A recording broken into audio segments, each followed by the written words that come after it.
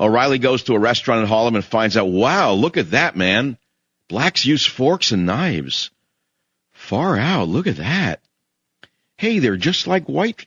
They're almost like the Irish. Look at that. They sit at tables and they order iced tea without saying the N-word. Wow, it's real different than in Manhattan.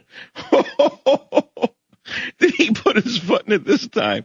You know, look, I got to take his side because this gay fascist website, Meteor Matters, M-E-A-T-I-E-R Matters, they're into Meteor Matters, never Media Matters. They're a gay fascist website, and they attack me regularly for things I don't say, things I do say.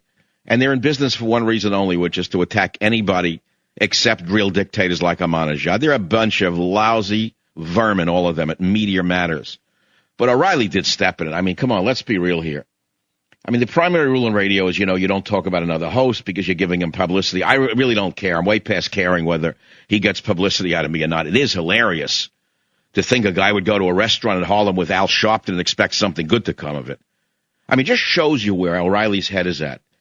He wouldn't have me on his show because he's afraid to debate me, but he'll have this gutter snipe on, Al Sharpton.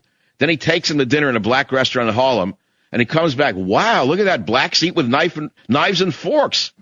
I'm shocked. I'll bet they use toothbrushes too, Bill. I bet some of them even change their clothes like you. Unbelievable. Kathy, WOR in New York, what's your topic? Welcome to the program. Huge fan, love you, and I like the leprechaun, and I just think the dumbest thing that he said was yes to that dinner invitation. I'm with you. What could he expect to come of dinner with a man who was allegedly outside Freddie's Fashion Mart, egging on protesters with a megaphone until they burned the store to the ground? What could come of a man who made up the story of Tawana Brawley and smear detective Pagonis?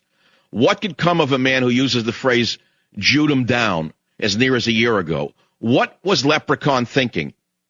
Why does he have him on his show all the time? I can't imagine. Oh, I can imagine. It builds the audience of people who like the gutter snipe. See, there's a way to build audience, which is you have a person from a segment of America, and you assume that people who look like him and talk like him and think like him will listen to your show. It builds your audience that way.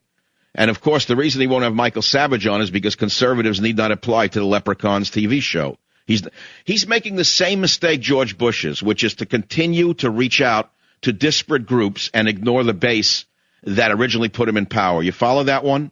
Oh, I know. I can't. I shut it off whenever I see Al Sharpton there. I totally agree. I wish you would go on that show. No, they wouldn't have me on. It's a Savage-free network.